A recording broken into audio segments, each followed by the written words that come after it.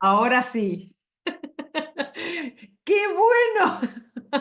Que me hacen acordar porque nunca me acuerdo. Bueno, acá, en este pizarrón chiquitito, entonces teníamos el pacto de Edén, que era el primero, el pacto de Adán, que era el segundo, el pacto con Noé, que era el tercer pacto, y el cuarto pacto, que es el pacto con Abraham.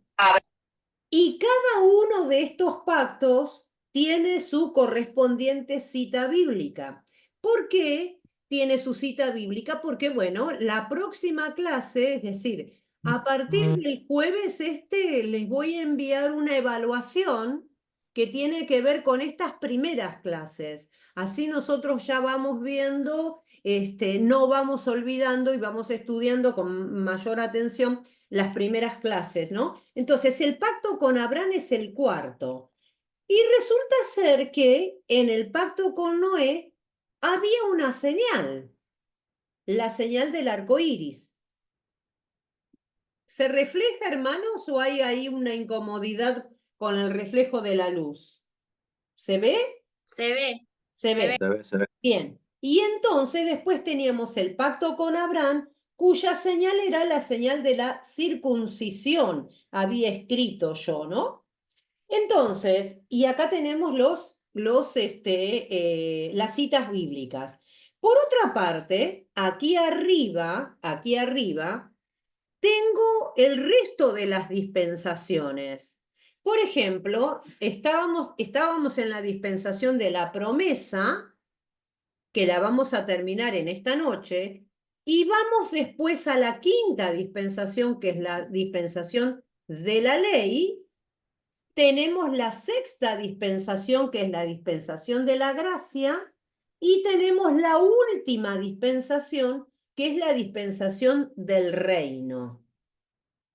Entonces, volviendo atrás, ya voy a poner este pizarrón, lo voy a poner acá, atrás de mí, lo voy a poner. Voy a prender nuevamente la luz como para poder verlos mejor.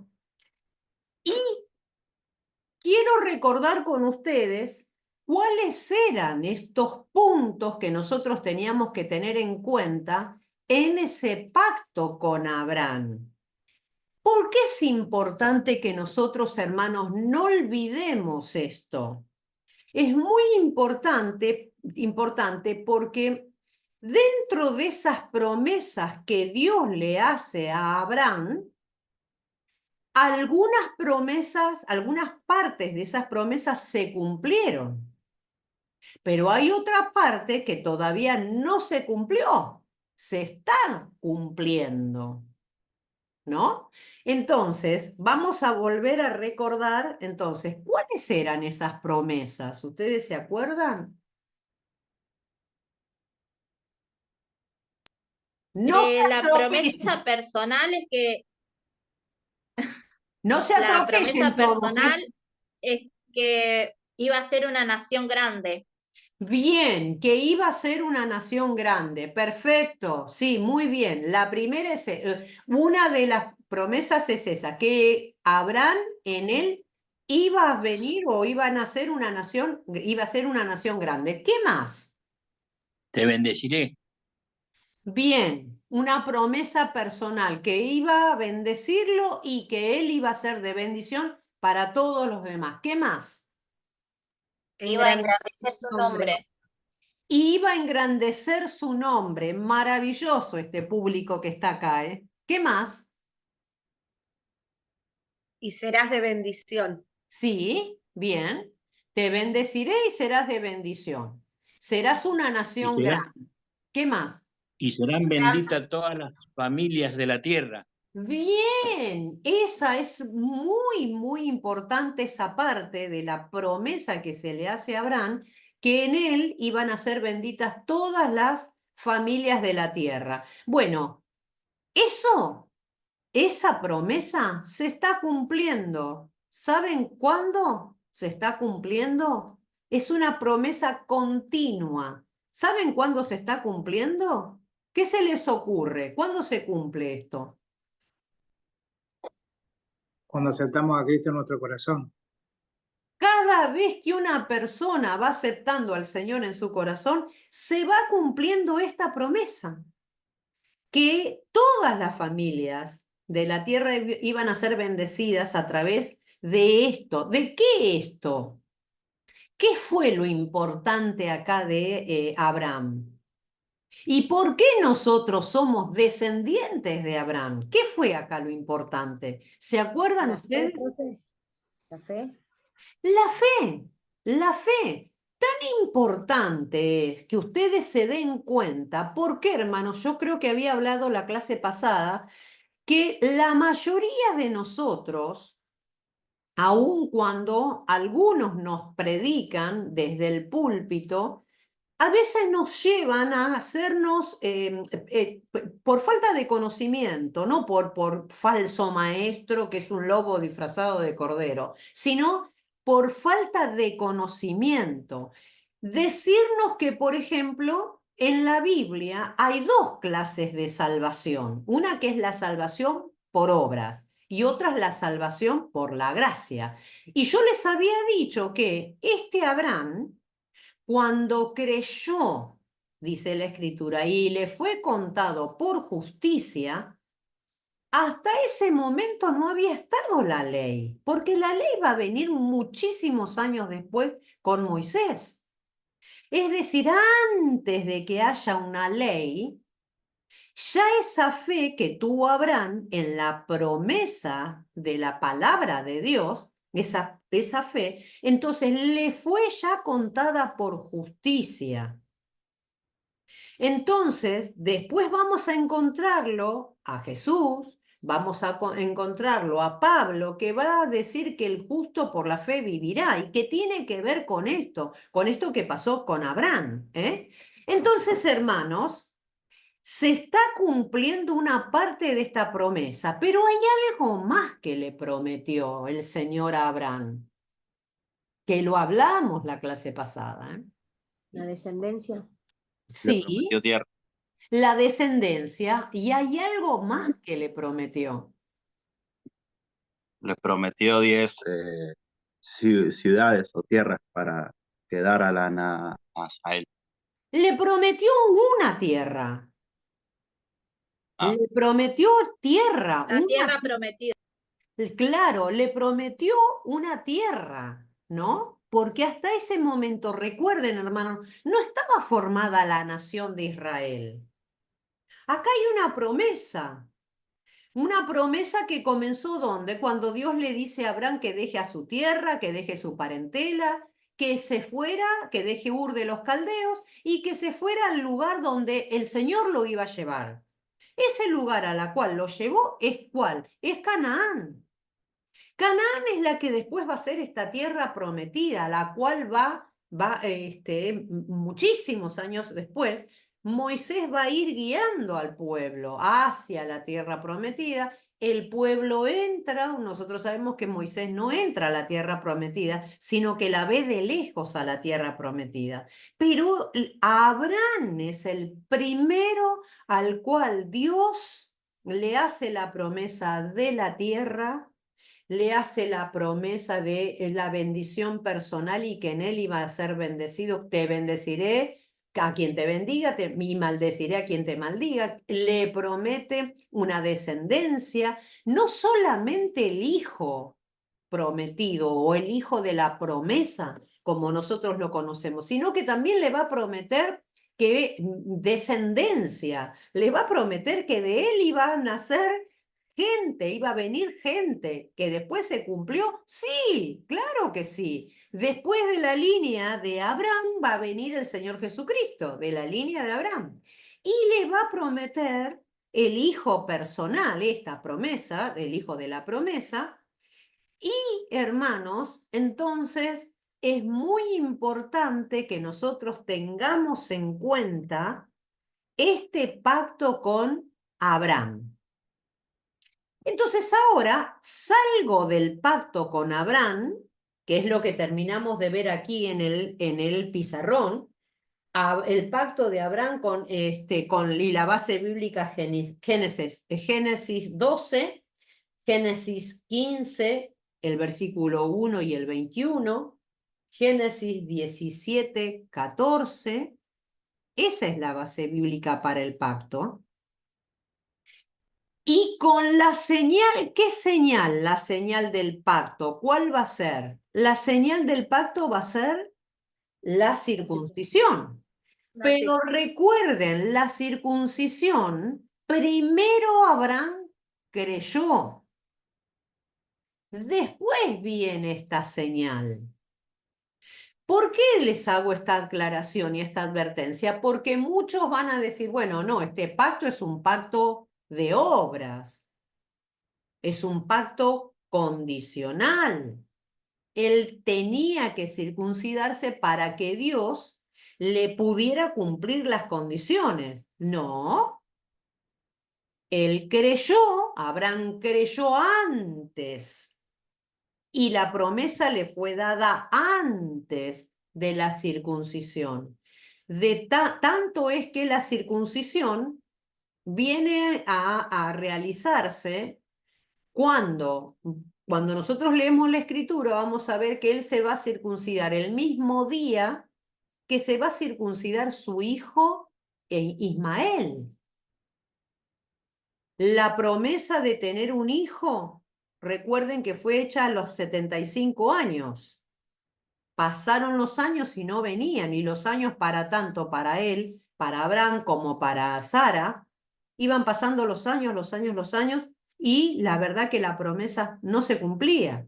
Y yo les había dicho a ustedes cómo nosotros, los seres humanos, reaccionamos cuando a veces la promesa tarda en cumplirse en nuestras vidas, y cómo nosotros muchas veces tomamos decisiones que después van a traer consecuencias a nuestras vidas. ¿Por qué? Porque a veces esas decisiones que tomamos por apuro, porque vemos que no se cumple la promesa, porque vemos que tarda demasiado, entonces a veces queremos ayudarlo a Dios para que Dios pueda cumplir su promesa. Y la verdad de todo esto es que Dios no está apurado, Dios tiene su tiempo, porque el cumplimiento de las promesas que Dios nos ha dado a nosotros son para determinado tiempo, para determinado momento, y ese momento y ese tiempo está en las manos de Dios.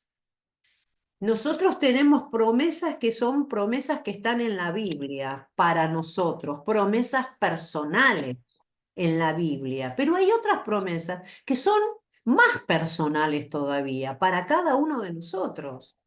Y a veces las promesas no nos llegan, ¿no? Y a veces tomamos atajos, y a veces, como muchas veces hemos escuchado, leído, lo queremos ayudar a Dios para que Dios cumpla esa promesa. ¿Qué es lo que hizo Sara? ¿Sara qué vio? Vio que fueron pasando los años, 11 años pasaron. Y desde que la primera vez que Dios les hizo la promesa, y resulta ser que la promesa no se cumplió. Ahora, muchos de nosotros tenemos promesas personales para nosotros de parte del Señor.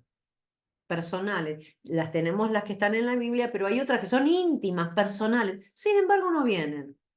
Entonces, a veces empezamos en la duda. ¿Habrá sido Dios el que me prometió?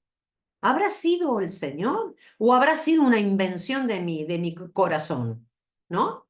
Y la verdad que es el Señor, pero el Señor, todo ese tiempo, se está tomando el Señor su tiempo para que nosotros maduremos, tal vez para que nosotros cambiemos cosas.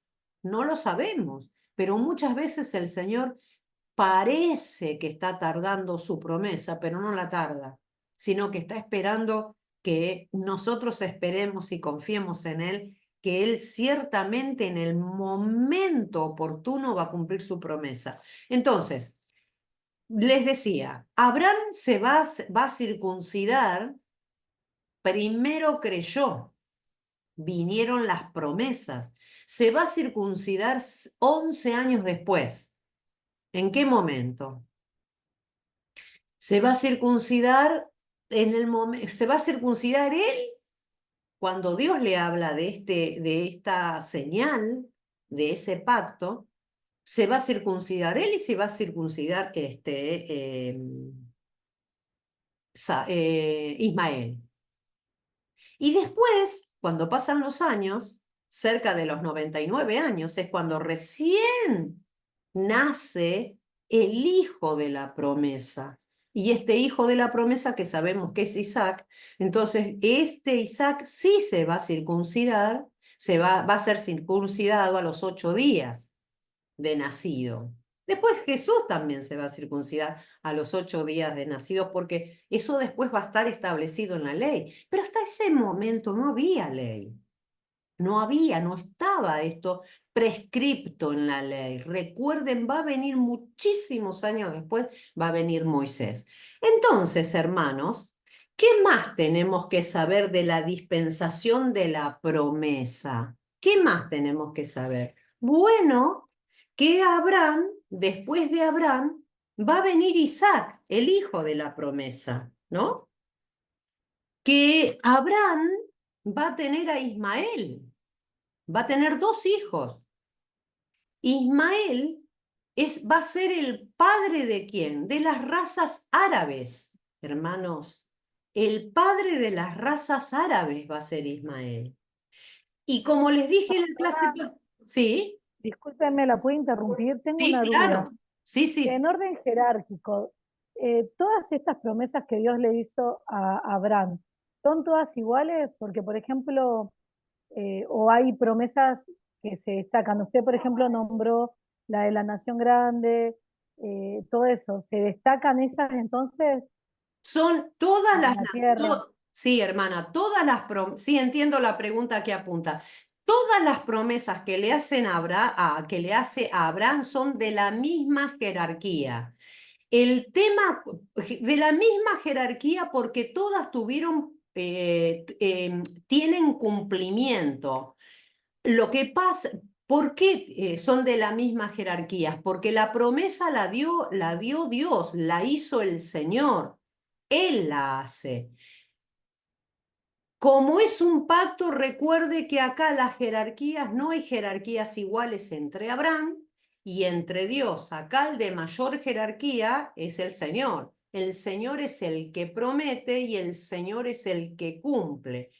Todo va a pasar menos, todo puede pasar, puede fallar, puede no cumplirse, menos lo que Dios dijo que iba a hacer, Dios lo hace. El tema con esto que da a confusión es porque algunas ya se cumplieron y otras están en cumplimiento. Pero no podemos decir que una es más importante que la otra. Todas son importantes, ¿por qué? Porque lo dijo Dios. Hermana? ¿Hermana Fernanda? ¿Sí? Bien. Entonces, volvemos de nuevo. Ismael, ese va a ser el padre de las razas árabes.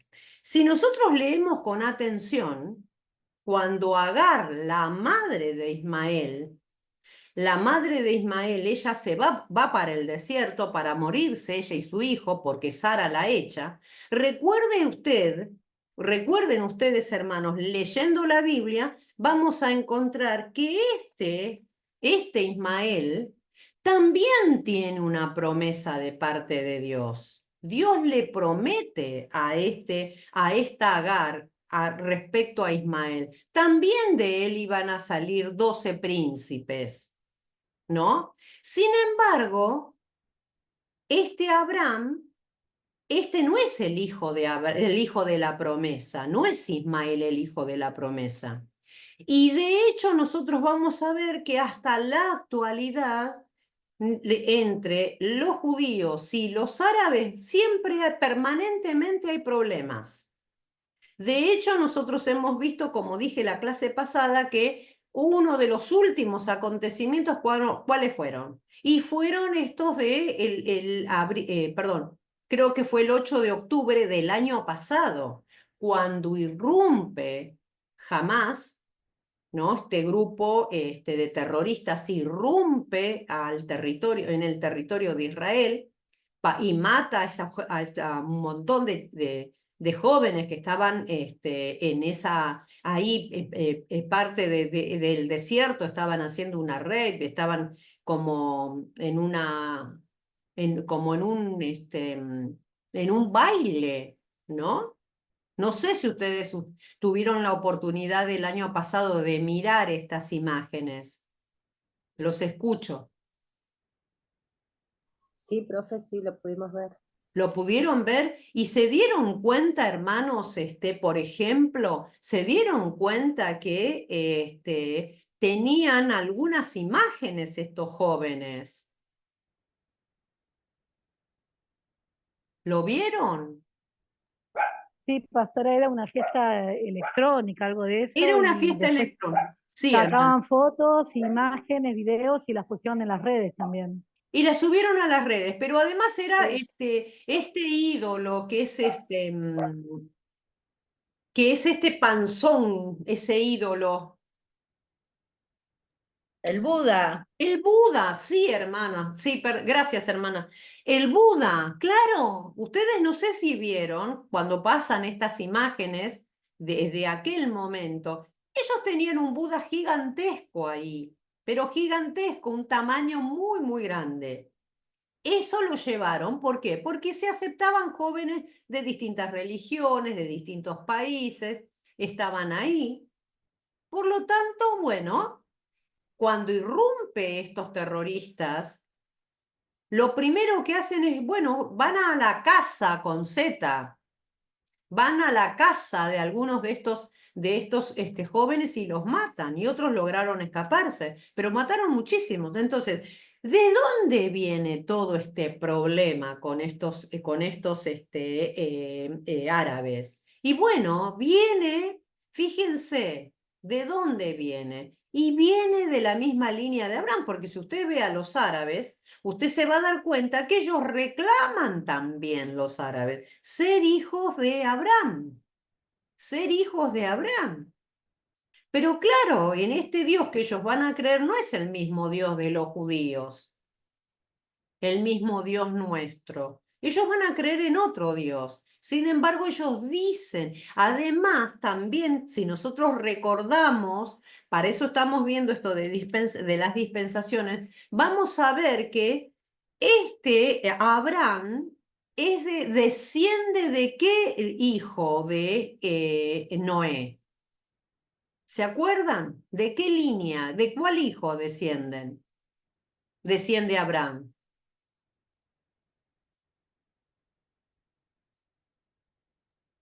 Los De Sem.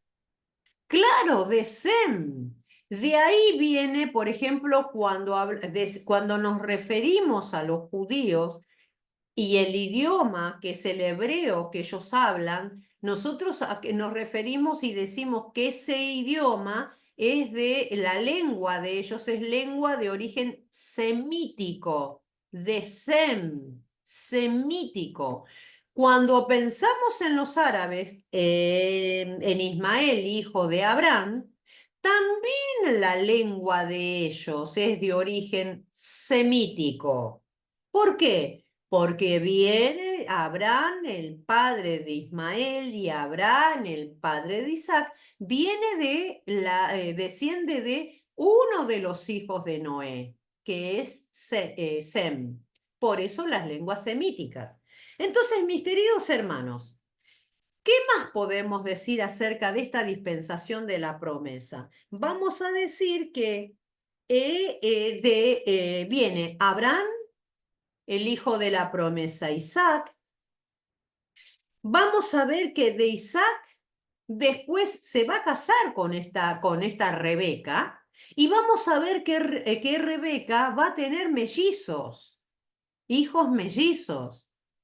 Isaac tenía cerca de 40 años y que Abraham estaba preocupado con quién se iba a casar este hombre, este hijo de él de 40 años, el hijo de la promesa, no con cualquiera, cualquier persona. Él manda a buscar a su esclavo, manda a buscar a una joven, ¿de dónde? De la familia de Abraham. Ahí estamos con Rebeca. Y Rebeca después vamos a ver que ella va a tener mellizos. Esaú y Jacob. Nosotros, como ustedes tienen esta nota porque la próxima vez van a tener que estudiar de aquí, ¿eh? Como ustedes ven, aquí Jacob, el nombre de Jacob, está tachado y aparece el nombre de Israel. ¿Por qué Jacob, el nombre de Jacob está tachado y aparece el nombre de Israel? ¿Por qué? Porque nosotros sabemos que el Señor le va a cambiar el nombre a Jacob, ¿no? Isaac entonces va a tener mellizos con Rebeca, Esaú y Jacob. Nosotros sabemos que antes, si leemos la escritura, y de paso quiero hacerles un comentario. Está bien, nosotros nos encontramos todos los martes, nos encontramos acá, pero ustedes tienen que ir leyendo, hermanos, ¿eh? Vayan leyendo Génesis, vayan siguiendo la historia.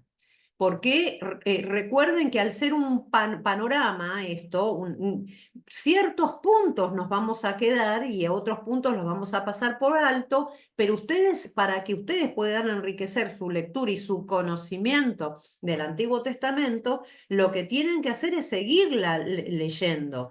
Por ejemplo, vamos a encontrarnos que Isaac va a tener dos hijos, Esaú y a Jacob, ¿no?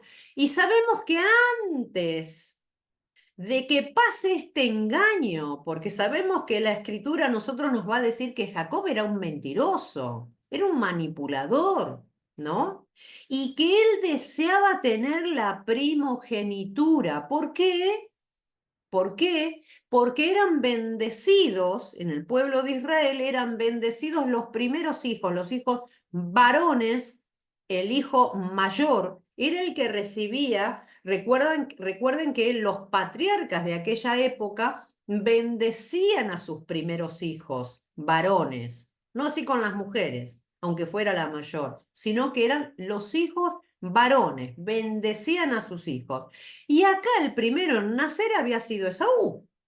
Así que el que iba a tener que recibir la bendición por parte de Isaac era Esaú. Sin embargo, todos conocemos la historia que él vende, ese primer lugar lo vende por un plato de comida.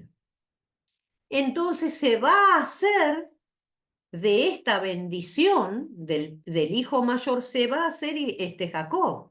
¿Pero en base a qué? En base a mentiras.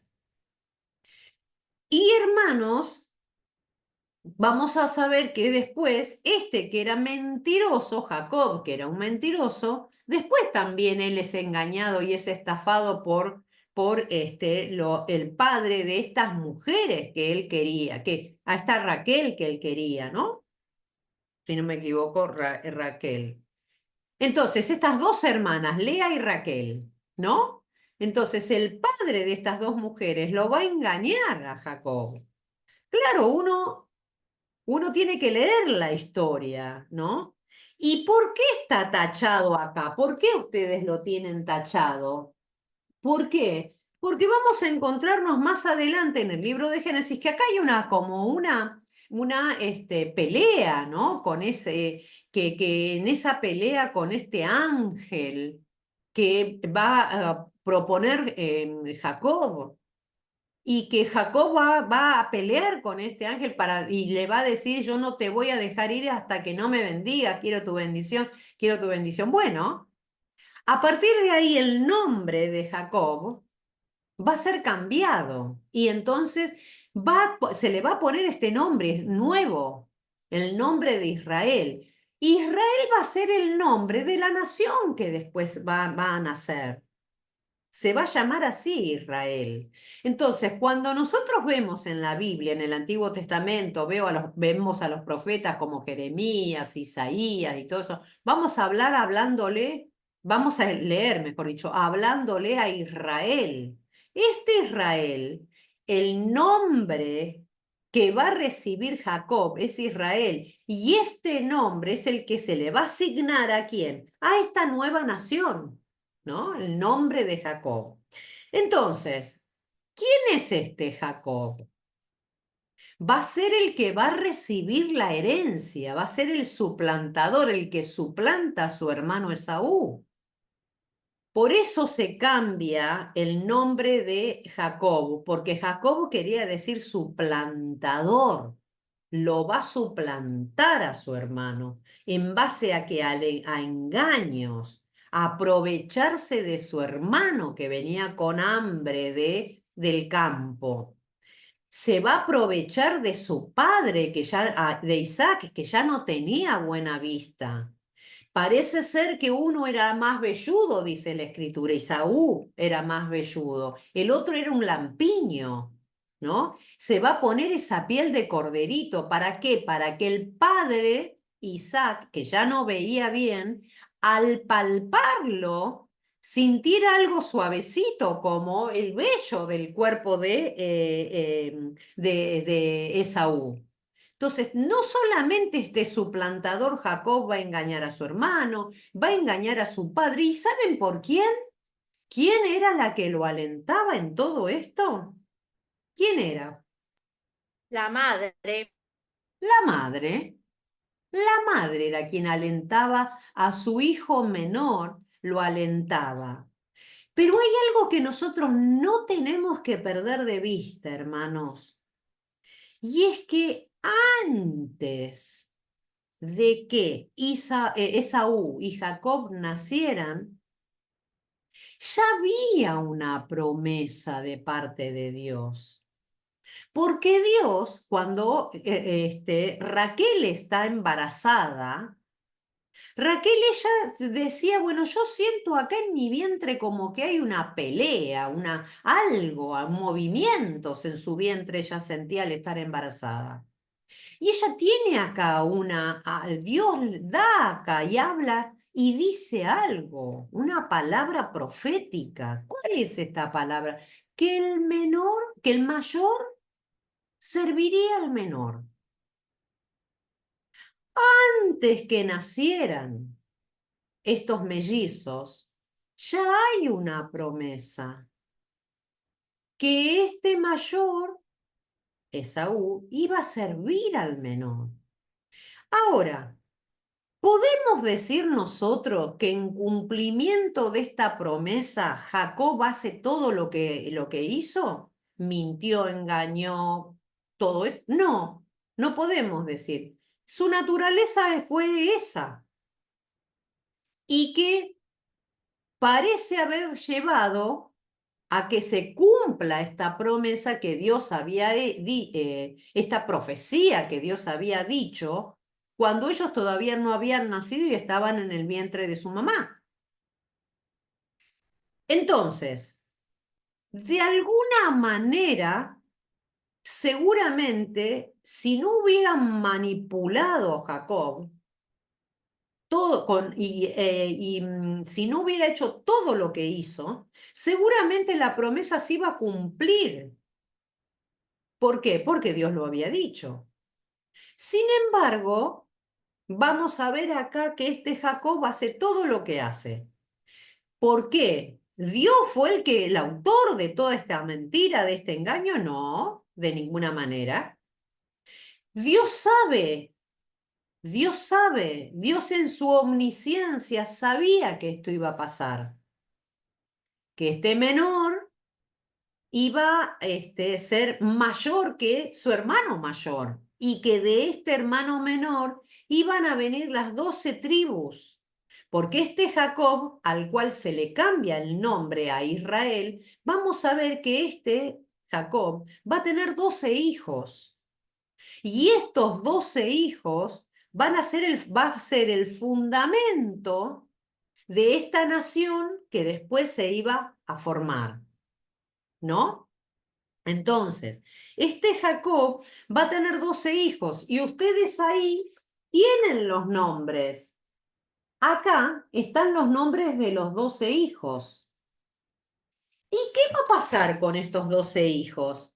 Miren, Rubén, Simeón, Leví, Judá, Isaacar, Zabulón, José, Benjamín, Dan, Neftalí, Gad y Aser. Las 12 tribus, los 12 hijos, del cual van a venir estas 12 tribus. De esas 12 tribus, miren quién fue el hijo mayor.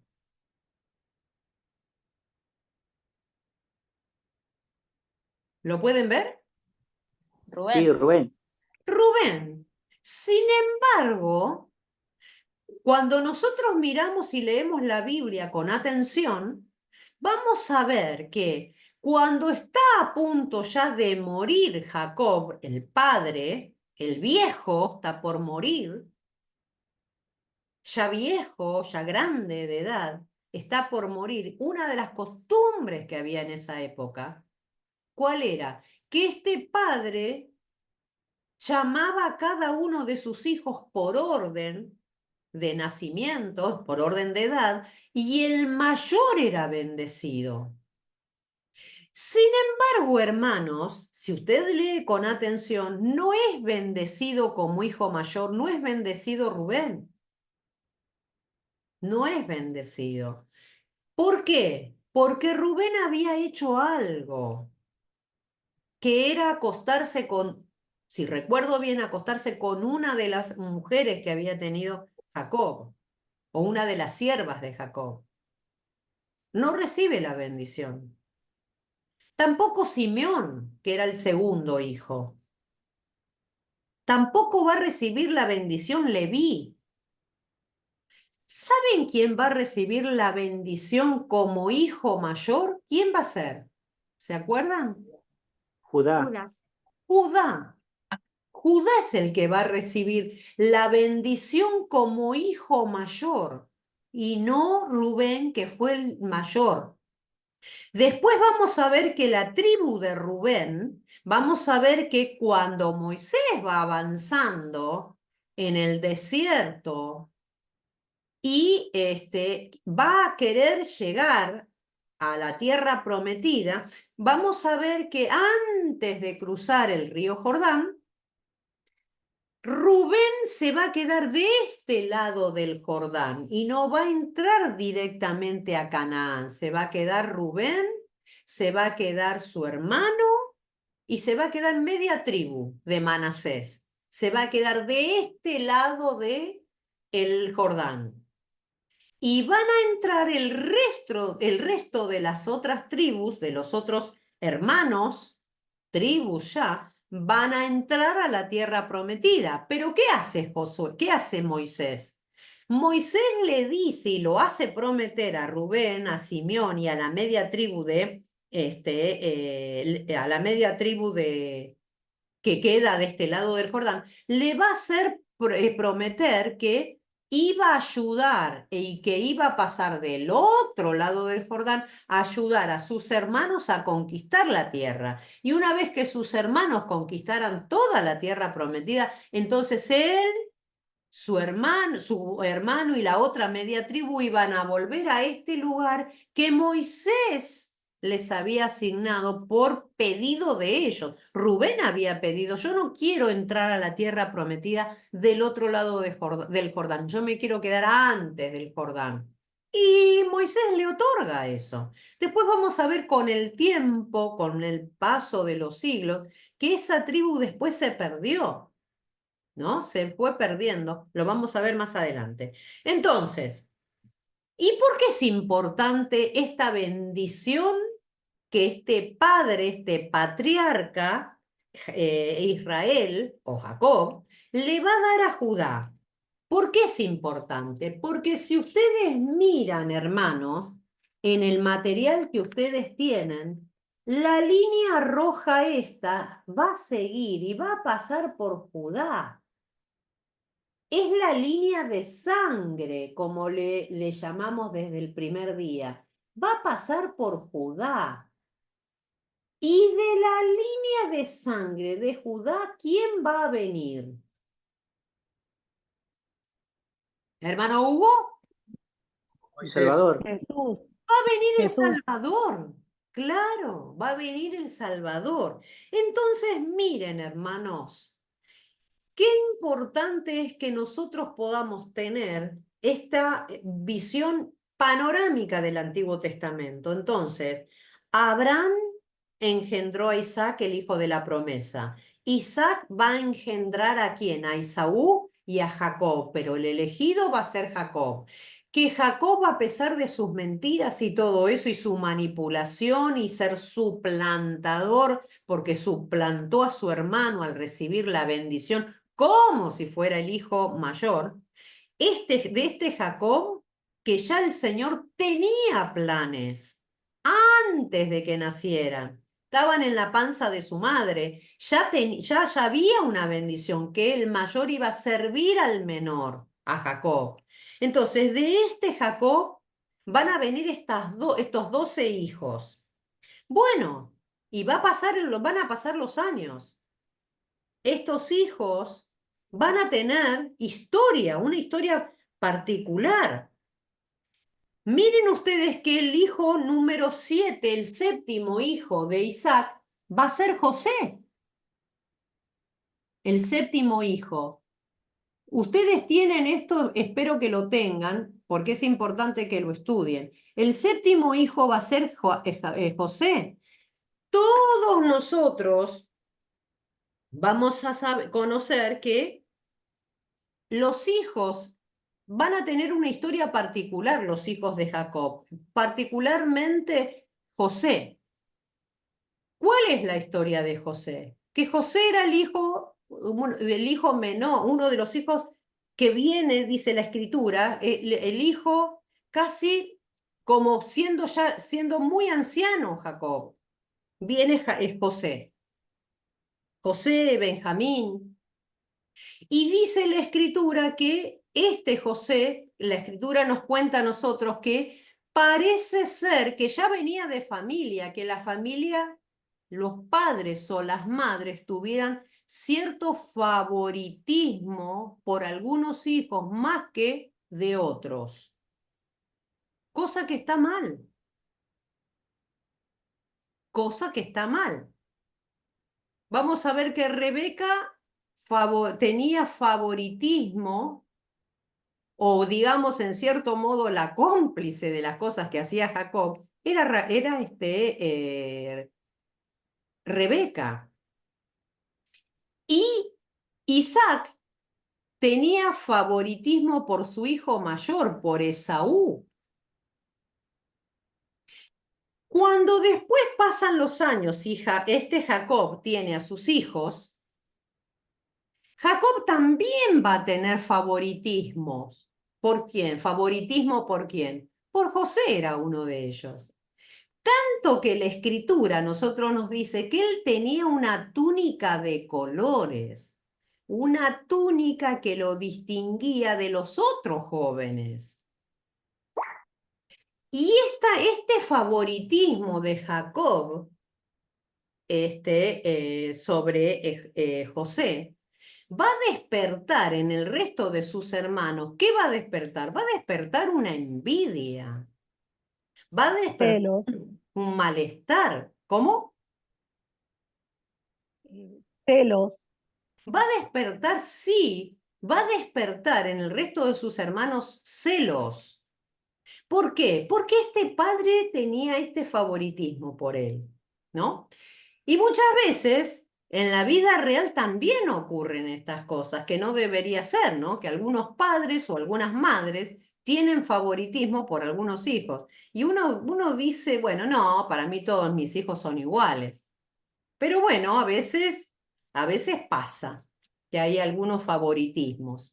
Esperamos que en medio de todos ustedes que tengan hijos, que no pase esto. Pero la Biblia, que es un libro que destinado a nosotros, un libro que nos va a enseñar todas las miserias, si vale la palabra, todas las miserias de estos personajes bíblicos, y que la Biblia no se reserva, no guarda silencio frente a estas cuestiones de las vidas intrafamiliares, ¿no? Intrafamiliarmente nos vamos a encontrar con que hay este padre que viste a su hijo de determinada manera y que encima tiene sueños de parte de Dios, y que encima este joven no se los guarda para sí a estos sueños, sino que este joven, José, lo que va a hacer es compartir con sus hermanos los sueños. Y claro, más rabia, más bronca a sus hermanos. ¿Por qué? Porque dice, falta de lo que vos estás diciendo es que nosotros nos vamos a inclinar ante vos. Y la verdad de todas esas cuestiones, hermanos, ¿cuál es? La verdad es que estos hermanos terminan vendiendo a su hermano, vendiéndolo por celos, ¿no? Por envidia, lo van a terminar vendiendo. La cuestión que todo esto lo encontramos nosotros en la Biblia.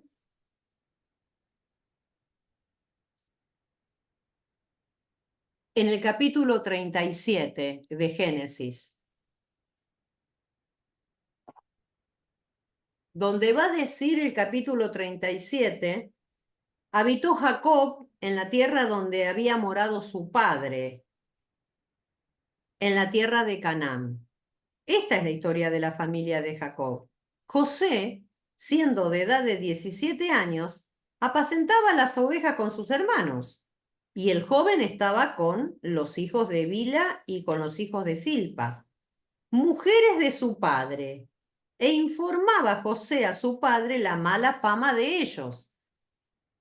Y amaba Israel, Jacob, a José más que a todos sus hijos. Acá están las preferencias, ¿no? Porque lo había tenido en su vejez. Y le hizo una túnica de colores, de diversos colores. Y viendo sus hermanos que su padre lo amaba más que a todos sus hermanos, le aborrecían y no podían hablarle pacíficamente.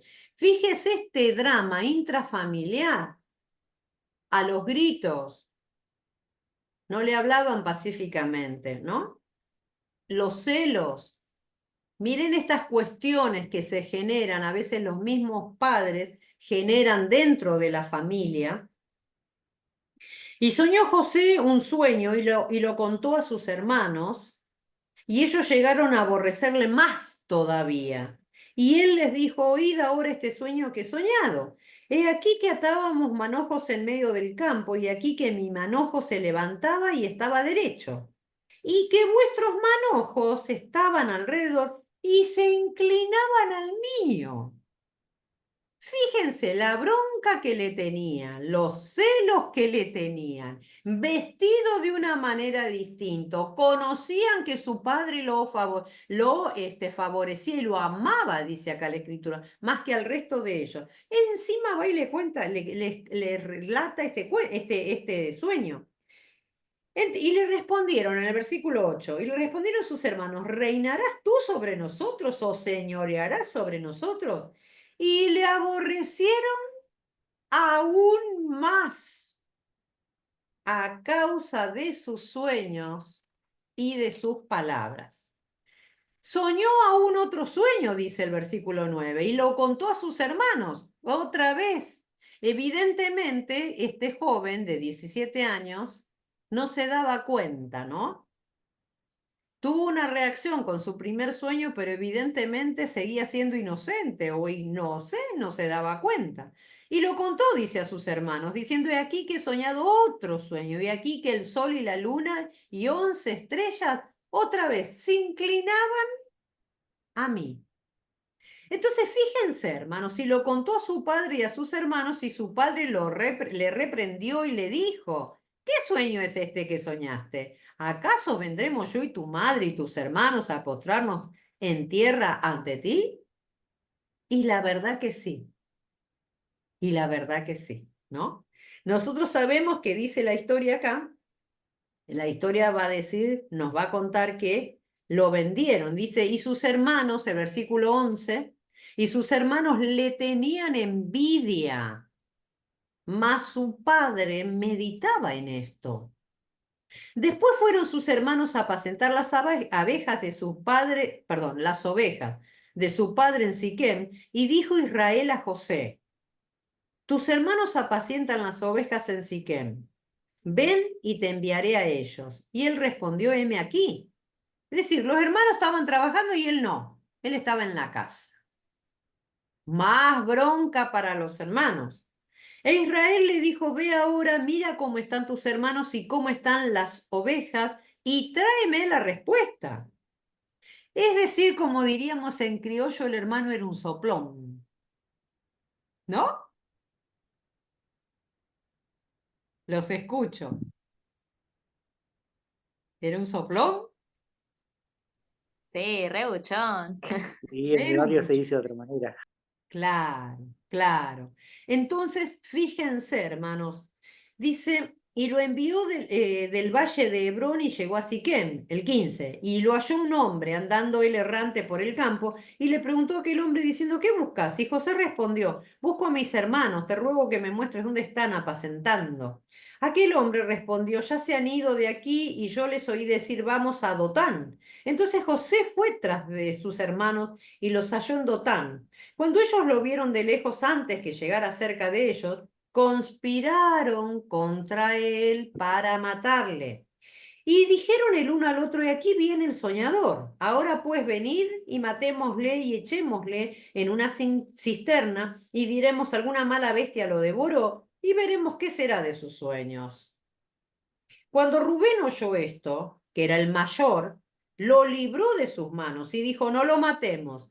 Y les dijo Rubén, no derraméis sangre, echadlo en esta cisterna que está en el desierto y no pongáis mano en él, por librarlo así de sus manos para hacerlo volver a su padre.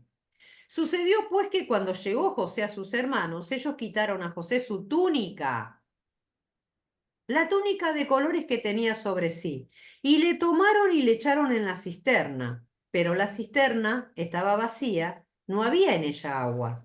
Y se sentaron a comer pan y alzando los ojos miraron y aquí en una compañía de ismaelitas. ¿A quién le suena ese nombre? Ismael. Claro, Ismael, eran árabes. Una compañía de ismaelitas que venía de Galaad y sus camellos traían aromas, bálsamo y mirra e iban a llevarlo a Egipto.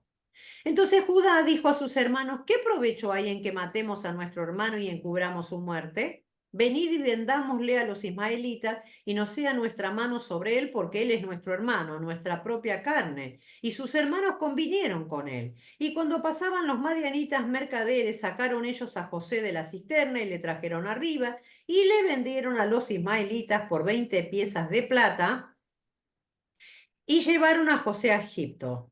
Y después Rubén volvió a la cisterna y no halló a José adentro y se rasgó los vestidos. Y volvió a sus hermanos y dijo, el joven no aparece, ¿y yo a dónde iré?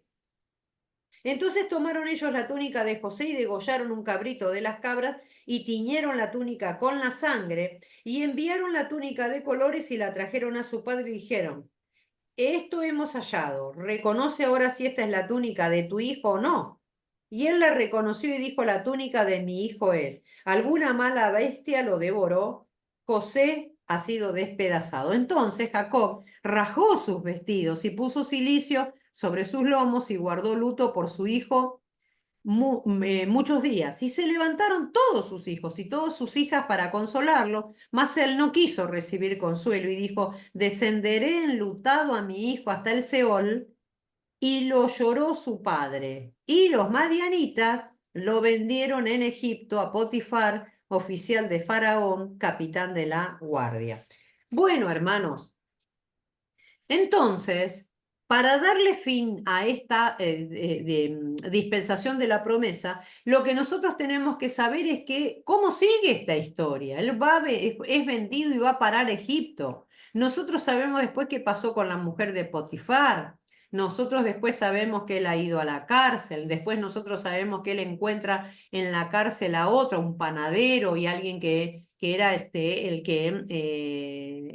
copero del rey, que le interpreta sueños. Después sabemos que él sale de la cárcel. Después nosotros sabemos que el faraón de esa época lo constituye como un administrador, ¿no?, de Egipto. Y vamos a encontrarnos con la historia que va a haber una gran hambruna en esta tierra prometida, ¿no? Una gran, gran hambruna. y que se va a tener que trasladar acá Jacob con sus 11 hijos, ¿no? O vamos, mejor dicho, en el medio hay una historia donde los hijos van a parar a Egipto, ¿no? A buscar comida. Vamos a saber después toda esta historia y después que va a venir Jacob, que se va a reencontrar con José. Esto es importante que ustedes lo lean, que vuelvan, que los que no conocen la historia, que la lean a la historia. Yo la estoy pasándola por alto. Y que van a pasar los años y los años y los años y se van a quedar ahí en Egipto. 400 años van a pasar. Y que ellos, el pueblo, esta nación, todavía no es nación, es un pueblo, después va a ser nación, ahora es un pueblo, el pueblo de Israel. Este pueblo de Israel van a pasar 400 años y se van a empezar a multiplicar. Y la escritura a nosotros, ¿qué nos va a decir? Nos va a decir que el rey, el faraón que había conocido a Jacob, se había muerto.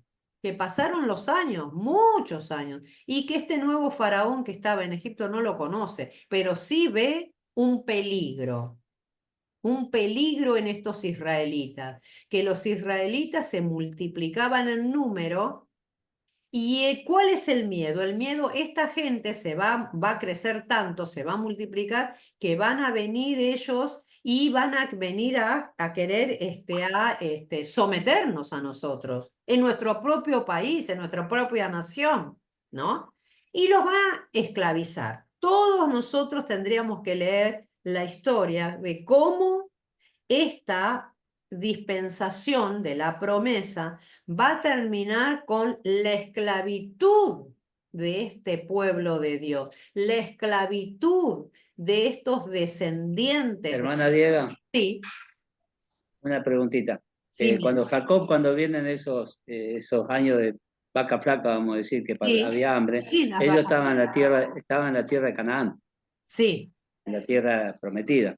Resulta que en ese momento, cuando hay hambre, Jacob y sus hijos abandonan esa tierra y se Sí. van a Egipto. Y bueno, de ahí pasa toda la historia, ¿no? Claro.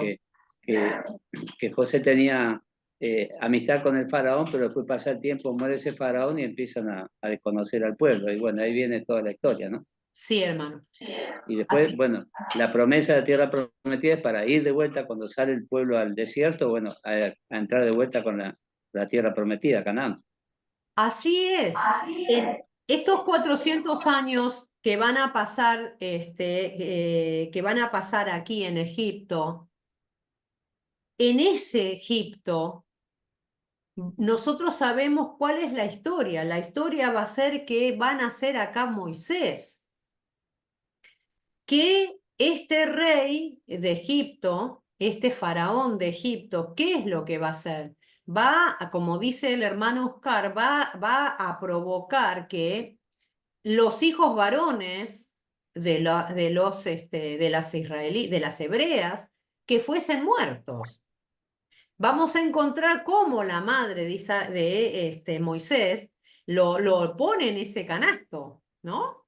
Y cómo la hija del rey, justamente, casualmente, estaba bañándose en ese río. Miren la mano del Señor, bañándose en ese río y cómo rescata a este niño, ¿no? Y cómo lo cría. Y nosotros sabemos la historia, ¿no? Cómo él fue criado como si fuera el hijo de un rey, el hijo de la hija de Faraón, criado en las mejores escuelas de esa época, entrenado en las mejores artes de esa época, ¿no? Sin embargo, ¿cómo va a terminar acá la historia? Y va a terminar la historia que él sabía Moisés sabía cuál era su origen, ¿no? ¿Y cómo va a terminar la historia? La historia va a terminar que mata a un egipcio que va a tener que huir de Egipto y que se va a ir de Egipto y va a abandonar todos estos estudios, toda esta posición que había adquirido por medio de la hija del faraón. Entonces, va a terminar esta promesa, esta dispensación de la promesa, Como ustedes tienen ahí, la cuarta dispensación termina en el juicio de la esclavitud. El pueblo de Dios siendo esclavizado en Egipto. ¿Saben cuántas personas habían entrado a Egipto? 70. ¿Algo de 70? 70 personas habían entrado a Egipto. Pero, ¿saben? No salen 70 personas de Egipto. Van a salir muchísimas, varias veces ese número 70. Mucha gente. Es decir, Dios había permitido que en esta nación, la nación de Egipto, Dios había permitido que su pueblo allí se multiplique. No hablamos todavía de nación, porque recuerden, hermanos, que para ser una nación se necesita tener un territorio, se necesita tener autoridades, se necesita tener leyes. Y en este momento solamente eran un pueblo, el pueblo israelita, pero no eran nación. Nación se van a constituir como tal mucho después, ¿no? Ahora entonces terminamos esta dispensación, la cuarta dispensación de la promesa con la esclavitud del pueblo. Y voy a pasar a una nueva dispensación. ¿Qué nueva dispensación? A la quinta dispensación. La dispensación, como tengo acá, a ver. La ley. La dispensación de la ley. A esa dispensación voy a pasar. Esta dispensación de la ley, aunque el segmento que le sigue con la otra dispensación, la dispensación de la gracia, parece tener la misma distancia entre una y otra, o la misma medida. Sin embargo, hermanos, esta dispensación, la quinta dispensación, es una dispensación muy larga.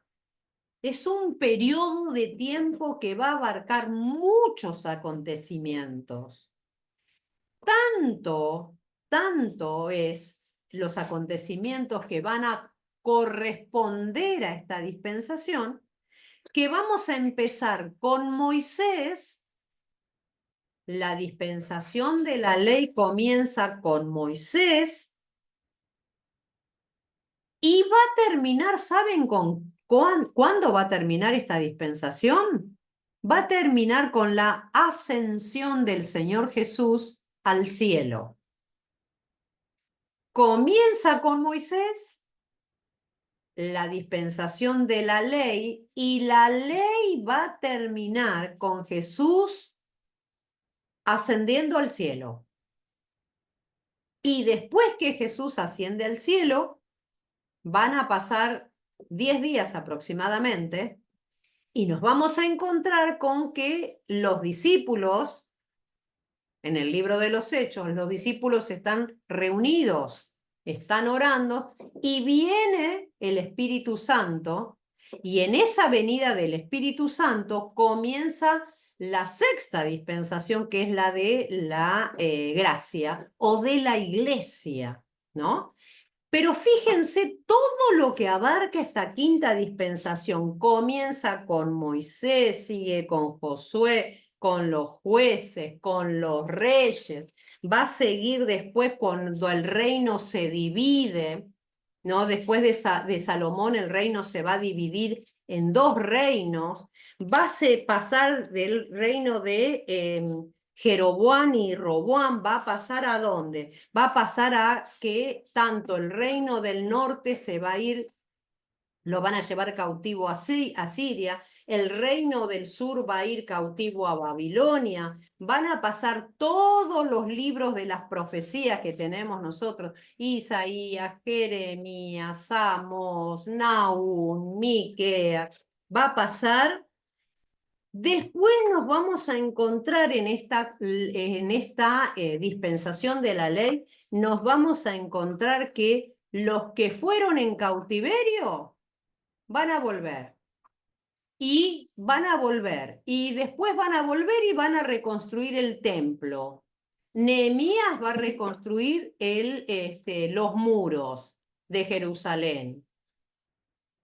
Y después va a haber 400 años de silencio, la historia así lo llama. Y después de esos 400 años, el último profeta que tenemos en la Biblia, ¿quién es? ¿Se acuerdan? El último libro en el Antiguo Testamento. Malaquías. Malaquías es el último profeta. Después de Malaquías hay 400 años de silencio. Pero no, de silencio la historia le llamó así, 400 años o periodo de silencio. ¿Por qué de silencio? Y porque no hubo más profetas, ni tenemos en la Biblia escrito ningún libro más en esos 400 años, pero pasaron cosas, al pueblo de Israel le pasaron cosas, sí, y las vamos a ver también.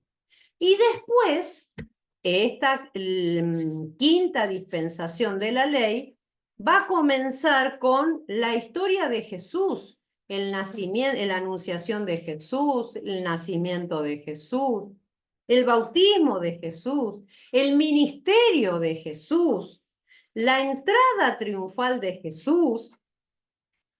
Vamos a seguir y vamos a estar en el periodo de la ley todavía. Vamos a estar con la traición y el arresto y el juicio de Jesús, la muerte de Jesús, la resurrección de Jesús, y va a terminar la quinta dispensación de la ley, va a terminar con la ascensión del Señor Jesucristo. Por lo tanto, hermanos, como yo les mostraba en este pizarrón, aunque el segmento, terminé la promesa y empiezo el segmento o la dispensación de la ley, es una dispensación muy larga porque cubre este periodo de tiempo va a cubrir muchos acontecimientos. De hecho, si ustedes tienen este libro, se van a dar cuenta que para la quinta dispensación vamos a tener una hoja, 2 hojas, 3 hojas, 4 hojas dedicadas a la quinta dispensación. 4 hojas. Pero vamos a empezar con la primera parte de la ley. La primera parte de la quinta dispensación. La dispensación de la ley o legal, también se puede decir, ¿no? Bueno, ¿cómo comienza esta dispensación? Terminamos la anterior dispensación con que el pueblo, no es nación todavía, el pueblo de Israel estaba esclavo en Egipto. Y esta quinta dispensación va a comenzar con que Moisés volvió a Egipto, vuelve después de haber matado a ese egipcio, vuelve, ¿por qué? Porque Dios le va a hacer un llamado a él. ¿Él qué estaba haciendo? ¿Se acuerdan cómo es la historia? ¿Cómo Dios lo llama? Pasando Jetro, su suegro. En la zarza, a través de la zarza lo llama. Con la zarza. Claro. ¿Qué estaba haciendo Moisés? ¿Se acuerdan? Cuidando ovejas. Cuidando ovejas. Estaba cuidando ovejas. ¿Y De su saben suegro. cuántos años había pasado ya? 40 años. Es decir, hermanos, nosotros cuando empezamos a mirar y empezamos a leer esta historia que es tan apasionante, ¿no? Cómo este hombre, criado bajo la enseñanza, bajo el conocimiento egipcio, evidentemente él no era un egipcio más, no estaba criado como un egipcio más. Era un egipcio que pertenecía a una determinada élite. ¿Qué élite? La familia del faraón, la familia del rey. Él no era cualquier persona. Esto que después vamos a ver que le pone excusas al Señor, que dice, yo no sé hablar, soy tartamudo. Hay que ver si decía de verdad que era tartamudo, si dice la Escritura eso. Yo no sé hablar, que hable mi hermano por mí, que hable Aarón. Este hombre había sido instruido, había sido enseñado en todas las cosas de Israel, perdón, de Egipto. Sin embargo, Dios los lleva, permite que este hombre se vaya escapando y lo deja 40, permite que esté en este desierto 40 años. Y cuando Dios lo encuentra, a través de esta zarza, lo encuentra cuidando ovejas, siendo pastor de ovejas, 40 años después. Y mire si habrán pasado cosas por la cabeza de este Moisés. ¿Se habrá olvidado de todo lo que aprendió en Egipto? Les pregunto a ustedes. Yo digo que el Señor lo preparó, ¿no? Lo preparó primero con todos la estrategia de un soldado, bueno, egipcio, con todos los estudios, y después le faltaba el aprendizaje del campo, sería, ¿no? Para poder llevar a ese pueblo en el desierto con todo lo que uno tiene que aprender. Sí. El Señor le instruyó bien. ¿Alguien más puede aportar algo? Y yo creo que algo se habrá olvidado, porque yo me pongo como ejemplo las cosas que aprendí en el secundario y hay cosas que tengo que rever. Ah. ¿Y qué más? ¿Alguien más quiere aportar algo? ¿Qué les parece? Creo que Moisés tuvo un tiempo donde él fue educado para ser un gran estratega y poder tener lo que más adelante le sirvió para enseñar todo lo que es guerra, cómo enfrentarse a los enemigos, pero también le faltaba la parte dócil que no la tenía. O sea, de poder ese ganadero que sabía cuidar sus ovejas, que sabía que tenía que dar su vida también por ellas. Ajá, bien. Y mientras tanto, fíjense, hermanos, las cosas que ustedes dijeron son así. Y mientras tanto, permítanme aportarles esta idea. ¿Cómo Dios nos va formando como Él quiere y nos pone exactamente en el lugar que Él quiere que estemos? Porque Moisés al estar en este desierto,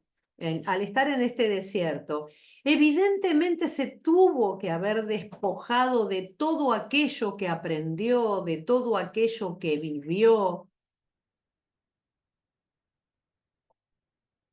Estar en el desierto, ¿para qué todos esos conocimientos que había adquirido, para qué le servirían estando en el desierto? Para nada. Yo creo que él aprendió dependencia de Dios estando en el desierto. Claro, porque hermanos, si pueden, vincúlenlo con la vida de ustedes, con la vida de cada uno de nosotros, los periodos que tenemos que pasar por el desierto, los periodos donde las cosas a nosotros no nos salen como quisiésemos que nos salgan. Los periodos donde es un aparente silencio de parte de Dios. Oraciones que tenemos delante del trono del Señor y que muchas veces esas oraciones parecen no tener respuesta, ¿no? Y cómo a veces en esa espera, en ese caminar por el desierto, nos vamos deshaciendo de cosas que están en medio nuestro, sacando cosas que no nos sirven y que Dios permite, ¿no? Porque el hecho que Moisés haya estado en el desierto, Dios lo permitió, su gran soberanía lo llevó, usó esta muerte de aquel egipcio y la necesidad de él de esconderse, de irse de Egipto, porque si no podía correr peligro su vida, esta necesidad de esconderse, cómo Dios usa esta circunstancia para que él vaya al desierto y sea despojado de todo lo que él conocía, los vínculos que tenía, los conocimientos que había recibido, el estar en la mesa de este faraón, seguramente el haberse vestido con ropas distintas a cualquier egipcio, el tener conocimiento y rozarse con otra gente, ¿no? Porque el rey era el rey, faraón era el faraón. Conocer las ciencias de esa época, haber sido entrenado en esas ciencias de esa época, y cómo Dios permite que el hecho de haber matado a este egipcio, Dios lo lleva al desierto. Y en este desierto, esos 40 años que pasó en el desierto, donde ya las ropas no eran las mismas, el acceso a la comida seguramente no era el mismo, el acceso a compartir con personas de la élite o de gente que estaba cerca del rey no era el mismo, la vestimenta no era la misma, el calzado seguro que no era el mismo. Y cómo Dios permite que este llamado por Dios, este elegido de Dios, permite que esté ahí solo en este desierto, cuidando ovejas, ¿no? Despojándose de lo que había recibido, ¿no? Y preparando este corazón, ¿no? Para poder escuchar seguramente este llamado de Dios y volver a Egipto, cosa que él conocía y sabía cómo pensaban los egipcios, cómo obraban los egipcios, ¿no? Cuáles eran las costumbres de estos egipcios. Sin embargo, hermanos, si ustedes piensen en la vida de ustedes, ¿no? Porque todos nosotros, de una manera o de otra, nosotros tenemos que dejar lo que éramos. Y a veces el Señor permite que pasemos por ciertos desiertos. Y en este caso, en el de Moisés, fueron 40 años. No sé, a veces nosotros también tenemos que pasar por desiertos. No sé si serán 40 años. Pero Dios permite hasta que el corazón de cada uno de nosotros se despoja de las cosas que trae, de las cosas en las cuales confía, de las cosas que conoce, de las cosas que recibió. ¿Por qué? Porque el Señor tiene un propósito con nosotros, ¿no? Entonces, miremos lo que la historia esta de Moisés con atención. Volver nuevamente a Egipto. Después que esta zarza, como dice ahí la escritura, dice que él estaba curioso, ¿por qué esa zarza no se consumía? Entonces, esto lo podemos encontrar en Éxodo capítulo 3. Nos hemos salteado unos cuantos capítulos de Génesis y ahora estamos en Éxodo 3. Y dice, ¿alguien lo puede leer al 3? Yo lo voy a interrumpir seguramente o le voy a decir que lea hasta un punto determinado. ¿Alguien lo puede leer? Cierto Lea. día Moisés se encontraba apacentando el rebaño de su suegro Yetro, quien era sacerdote de Madián. Llevó el rebaño al corazón del desierto y llegó al Sinaí, el monte de Dios. Allí el ángel del Señor se le apareció en un fuego ardiente. Perdón, hermano, perdón, lo interrumpo, hermano Hugo. Noten ustedes que en el versículo 2 dice, y en la versión 1960, no sé en su versión, hermano Hugo, usted está leyendo otra, dice, y se le apareció el ángel de Jehová. ¿Ven que ahí ese ángel de Jehová está con mayúscula? ¿Lo notan? Hermano Hugo, ¿usted lo tiene con mayúscula ahí? No, yo acá tengo allí el ángel del Señor, o sea, Señor en mayúscula. Ajá, bien. Nosotros tenemos en la Reina Valera ángel con mayúscula, el ángel de Jehová. Bueno, ¿qué es esto y por qué ahí está con mayúscula? Esto es lo que nosotros le vamos a llamar en el Antiguo Testamento, vamos a llamarle teofanías. Las teofanías se compone de dos palabras, teos, que quiere decir Dios, y fanías quiere decir manifestación, ¿no? Si unimos y damos una idea y redondeamos esta palabra que se compone de dos, teofanía, que se compone de dos, de teo y fanía, en griego tiene otro sonido. ¿Qué queremos decir? Que está en mayúscula y que son apariciones de Jesús en el Antiguo Testamento.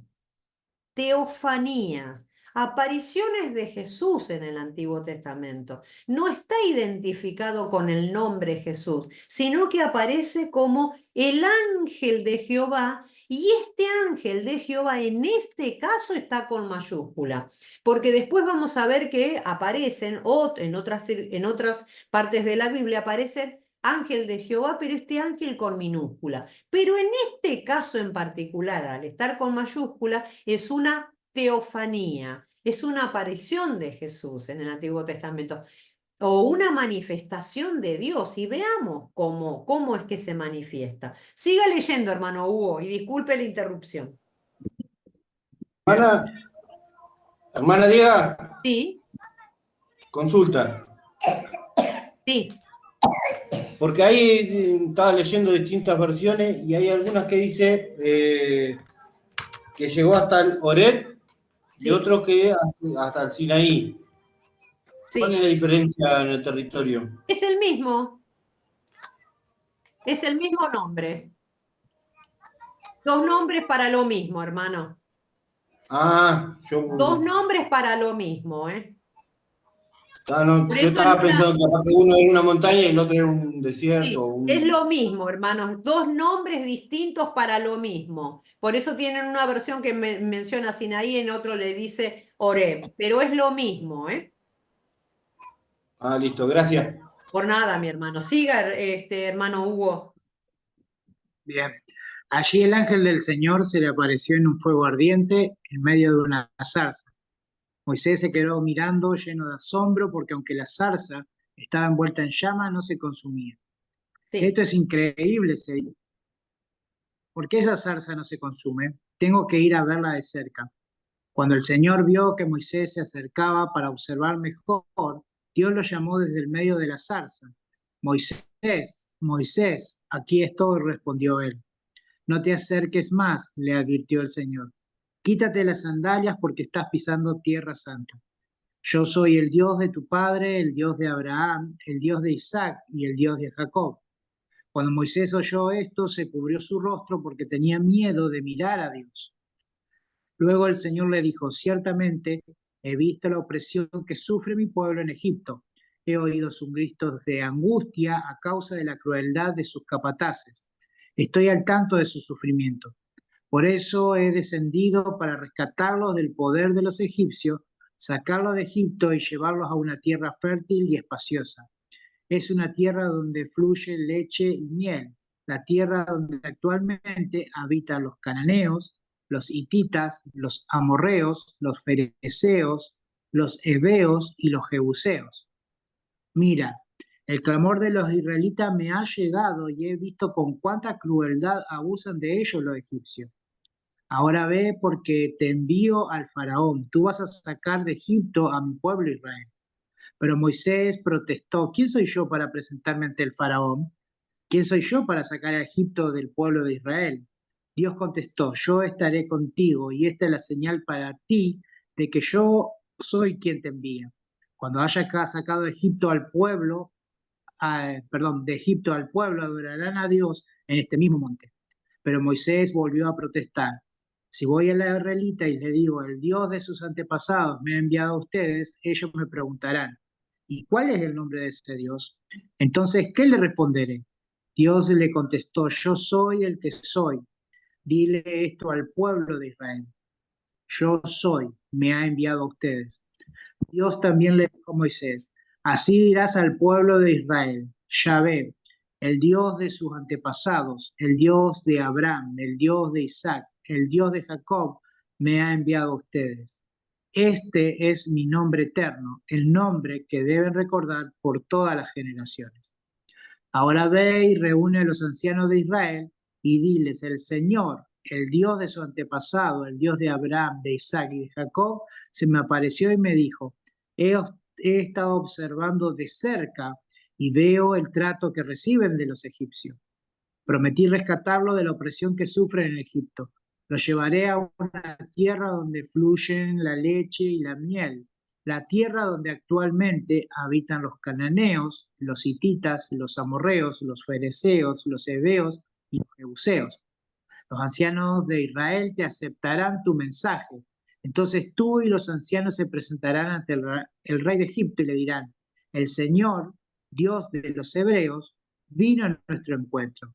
Así que permítenos, por favor, hacer un viaje de 3 días al desierto para ofrecer sacrificios al Señor nuestro Dios. Pero yo sé que el rey de Egipto no los dejará ir a menos que sea forzado por una mano poderosa. Así que levantaré mi mano y heriré a los egipcios con todo tipo de milagros que realizaré entre ellos. Entonces, al fin, el faraón los dejará ir. Además, haré que los egipcios los miren con agrado. Les darán obsequios cuando salgan, de modo que no se irán con las manos vacías. Toda mujer israelita pedirá a sus vecinas egipcias y a las mujeres extranjeras que vivan con ellos toda clase de objetos de plata, de oro y prendas costosas.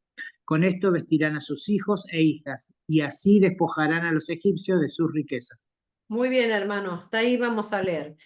Entonces, nosotros, ¿cómo comenzamos esta quinta dispensación? La comenzamos con este Moisés, que, como termina de leer el hermano recién, que va a Egipto, habla con los ancianos y resulta ser que logra salir Moisés. Pero no quiero pasar por alto algo con ustedes. ¿Cómo salió Moisés de Egipto con el pueblo? ¿Cómo salió? ¿O después de qué sale? Después de las 10 plagas. ¿Cómo, hermanos? Después de las 10 plagas, la última, que fue que... Después de las 10 plagas. Bien, porque se negaba, ¿no? El faraón no los dejaba. Faraón no los dejaba de ninguna manera. Y hay una de las plagas que quería mirar con ustedes, hermanos, y es la plaga de las tinieblas, que está en Éxodo 10,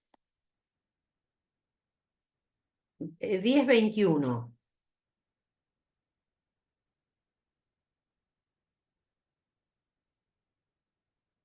¿Lo encontraron? ¿Lo encontraron, hermanos? Amén. Dice así, Jehová le dijo a Moisés, extiende tu mano hacia el cielo para que haya tinieblas sobre la tierra de Egipto, tanto que cualquiera las palpe.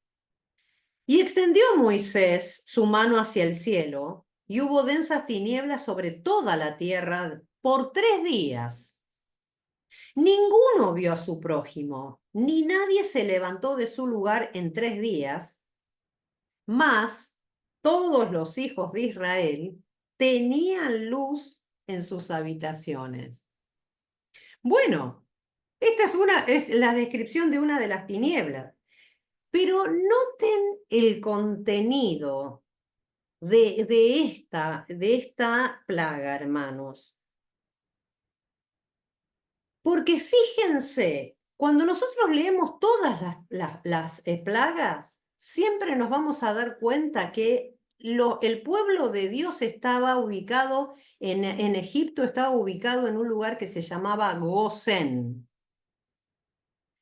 Cada una de estas plagas siempre eran atacados o las plagas caían sobre los egipcios. Sin embargo, milagrosamente, milagrosamente sobre el pueblo de Dios no pasaba nada de estas plagas.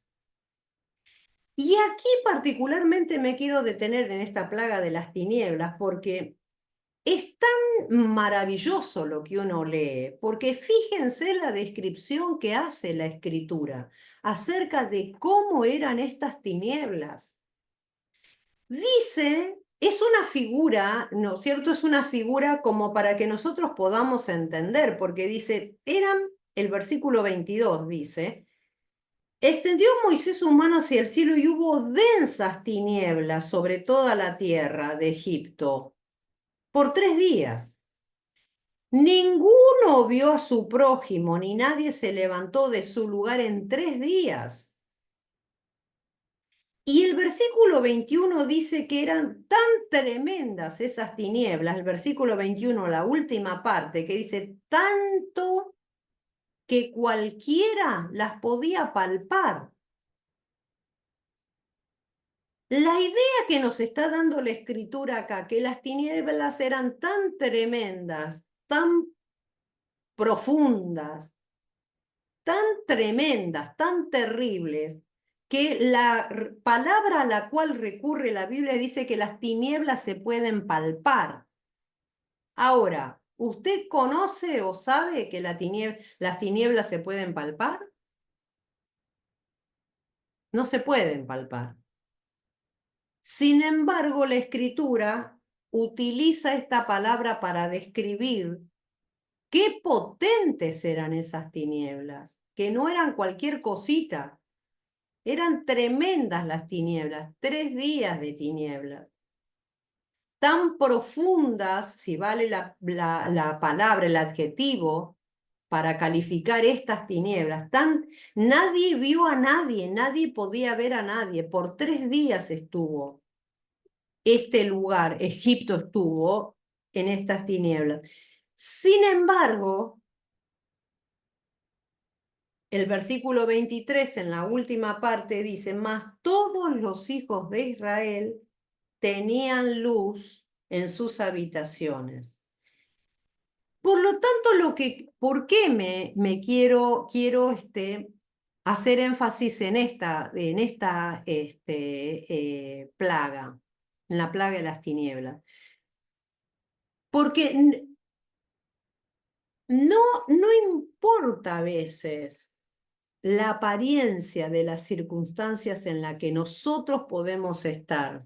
No importa las circunstancias de este mundo en el momento en el cual estamos, donde hay pérdida de valores, donde parece que todo va mal, todo está mal, donde hay una burla constante contra la Biblia, contra Dios, contra la fe que profesamos los cristianos, sin ir más lejos, por ejemplo, la iniciación de los Juegos Olímpicos, la burla de los cristianos, ¿no? Atacar cosas sagradas que son para nosotros, por ejemplo, nuestra fe en el Señor Jesús. ¿Cómo se ridiculizó, no? Estos hombres disfrazados de mujeres, ¿no? Esa niña en medio de esos hombres disfrazados de mujeres, en los mensajes, ¿no? Que había en todo eso. Ese caballo articulado que habían hecho como una especie de robot andando sobre las aguas del río Sena, que está ahí en París, y a quien representaba a una diosa de la antigüedad de Francia, ¿no? Y parece entonces, una de las cosas que nosotros pensamos, que pienso yo, no sé si a usted le parecerá lo mismo, pero una de las cosas que pienso, digo, estamos en un mundo donde parece ser esta plaga, la plaga de las tinieblas, donde no se puede ver claramente, nadie ve al otro, y 3 días dándonos a entender que es una cosa que dura en el tiempo, ¿no? Y que cada vez parece que vamos involucionando. vamos para atrás, cumpliéndose lo que dice el profeta Isaías, que lo dulce, que a lo malo se le llama bueno, que lo dulce aparece como salado. Una contradicción, ¿no?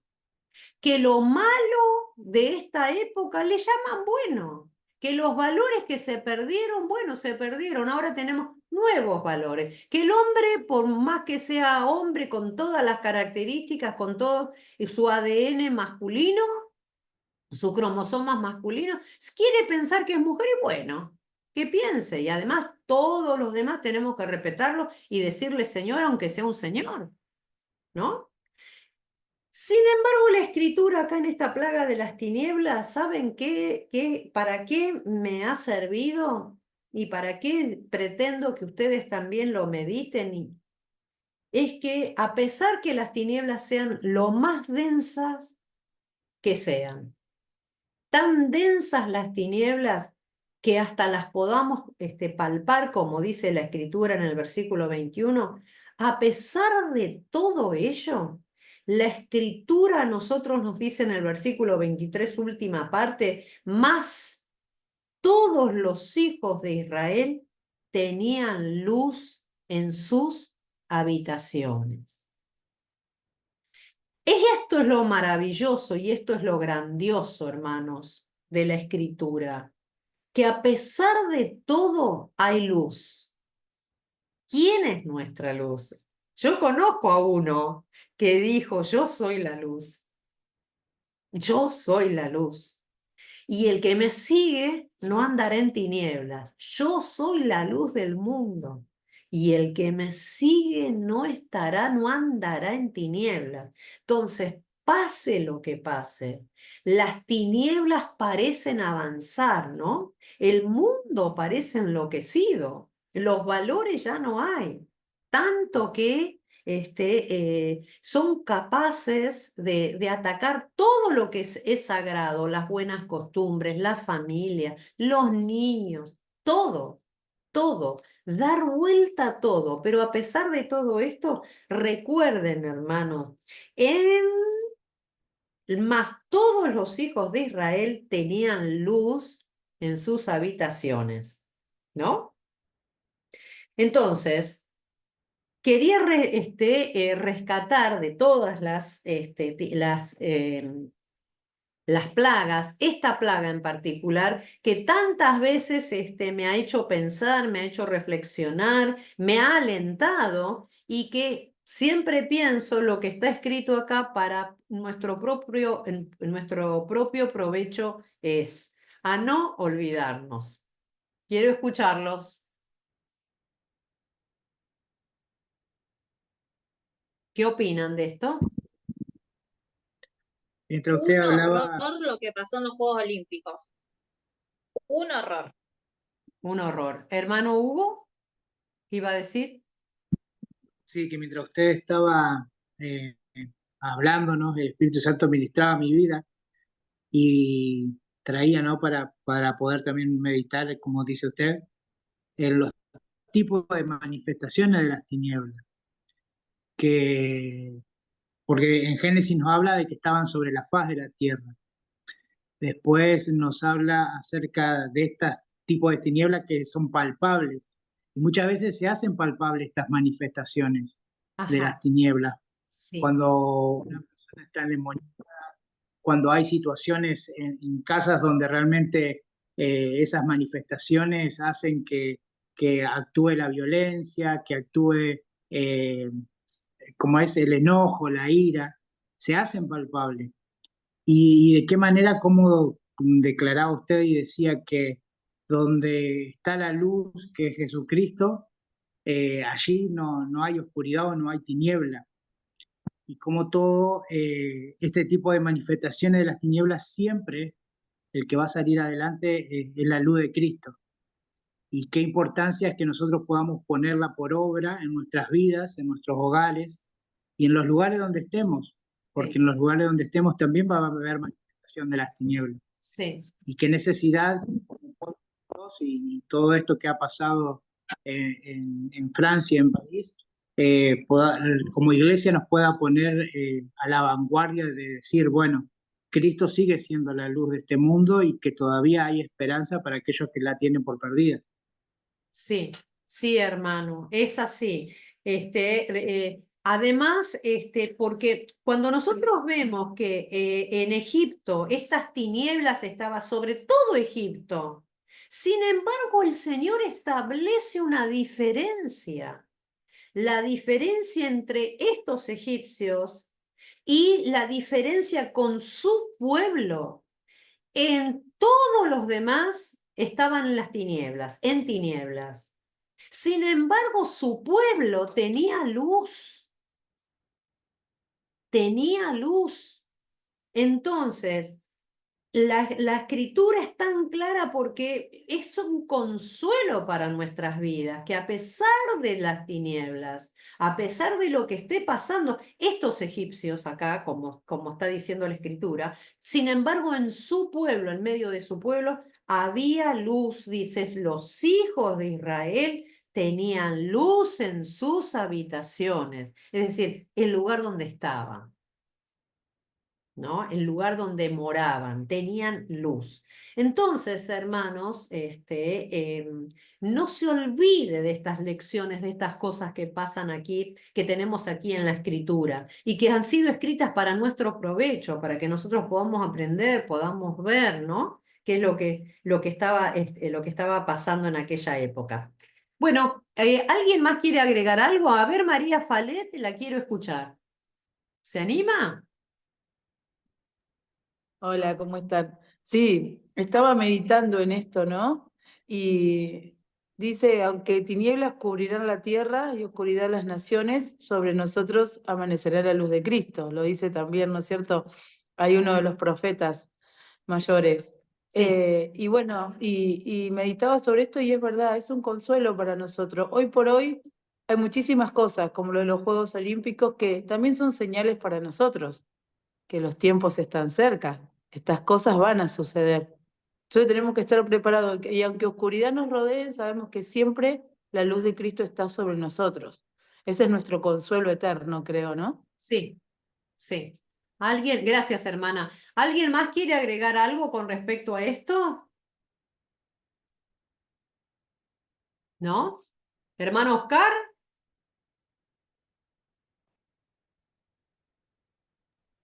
Bueno, usted me hizo hablar, hermana.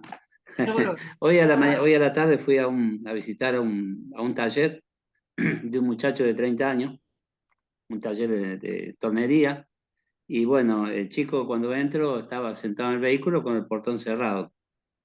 Y tiene un torno que, bueno, está sin trabajo, alquila el galpón, ese taller, y bueno, yo fui con mi hijo.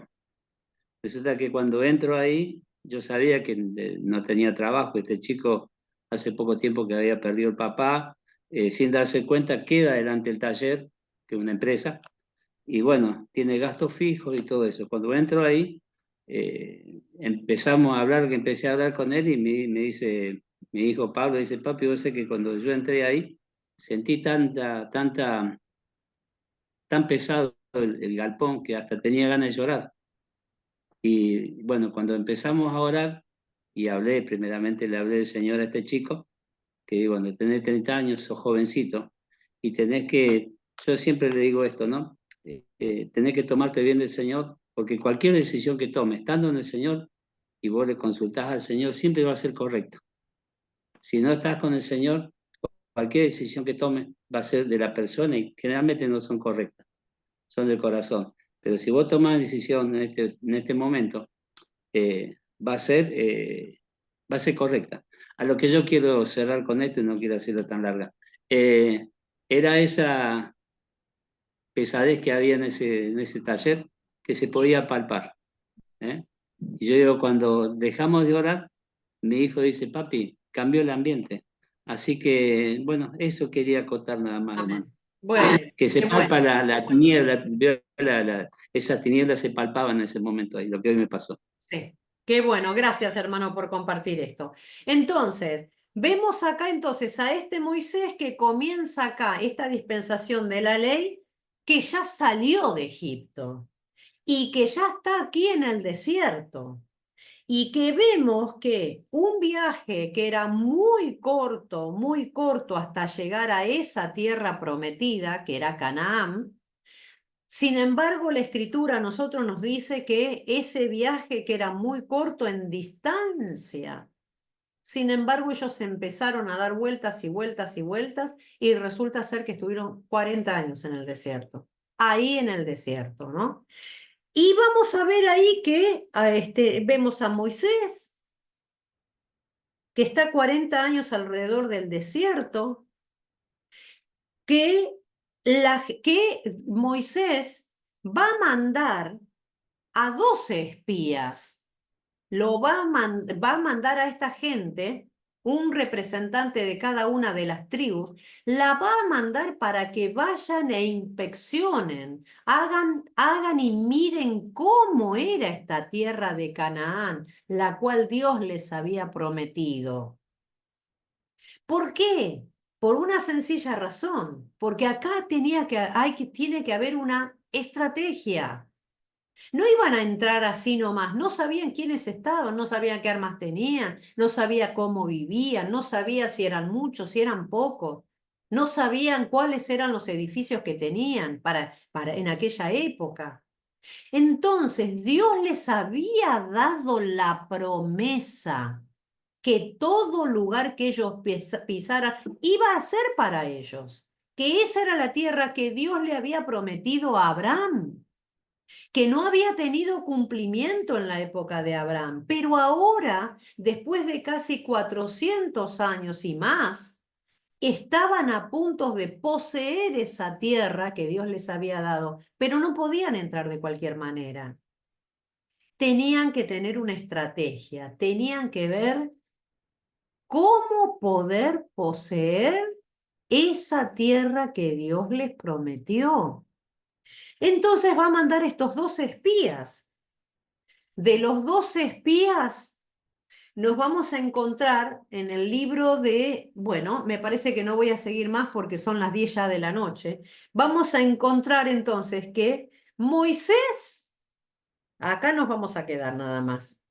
Lo vamos a encontrar a Moisés que por algún motivo no entra a la tierra prometida. Lo vamos a hablar la clase que viene. No entra a esta tierra prometida, pero solamente el Señor lo deja hacer es que Él mire, con sus propios ojos pudiera contemplar esta tierra prometida. Y ahí nos vamos a quedar con que Él está contemplando, Moisés está contemplando esta tierra prometida, que después muere Moisés, y vamos a ver quién es el que va a entrar a esta tierra prometida, quién es y qué cosas pasan en esta tierra prometida.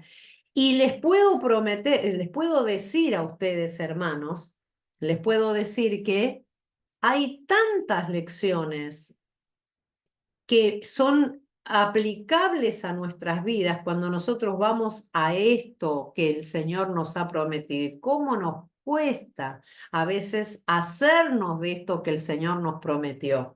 ¿Por qué? Y porque aparecen gigantes, y porque aparecen enemigos, y porque aparecen gente que tienen la apariencia de ser amigos del pueblo de Dios, sin embargo no son engañadores.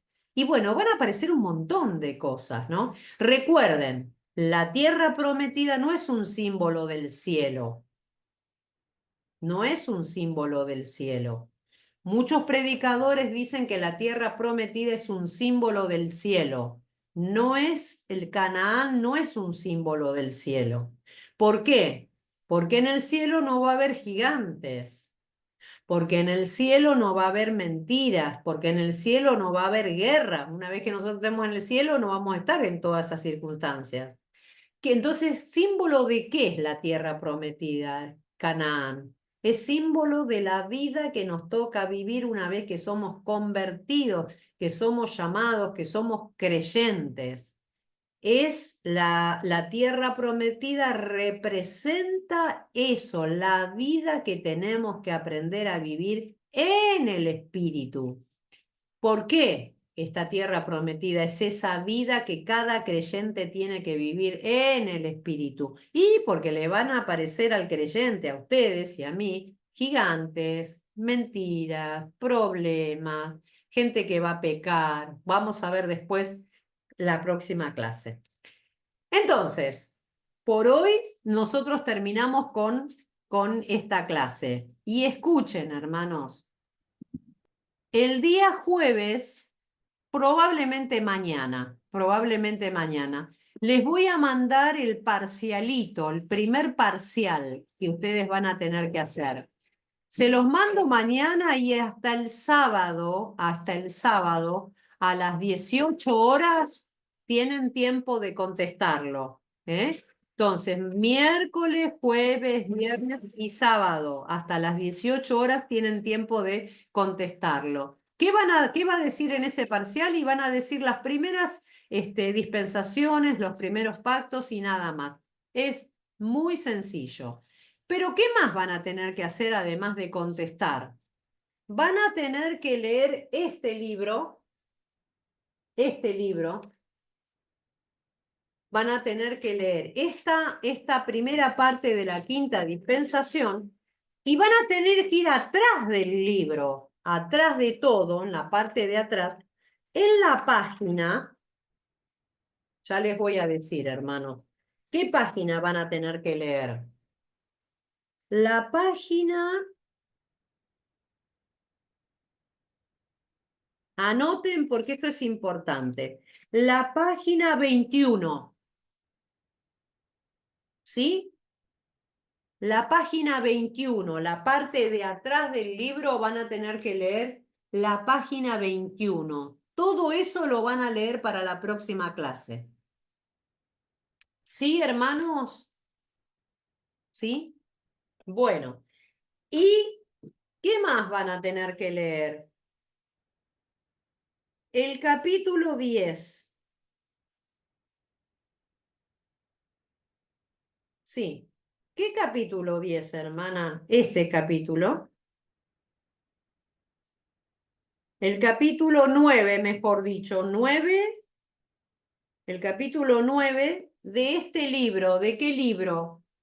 De las promesas de Dios. ¿Qué página? La página, ya les estoy diciendo, les voy a decir, la página 125 a 146. 125 a 146 de este libro. Hermana Diega, yo no tengo ninguna de los dos libros. Sí, ustedes lo tienen porque se les envió el PDF a cada uno de ustedes. De este libro se les envió, de este libro, el grande, el de las dispensaciones, y de este libro también. ¿Qué capítulo quiero que lean de este libro? El capítulo 9 y 10, que va a hablar del pacto con Moisés. De eso habla, del pacto con Moisés. Entonces les pido que lo lean para el martes que viene. Y por otra parte, entonces, el mañana yo les voy a enviar la evaluación para hacer el parcial ese y van a tener hasta el sábado para contestarlo. Entonces,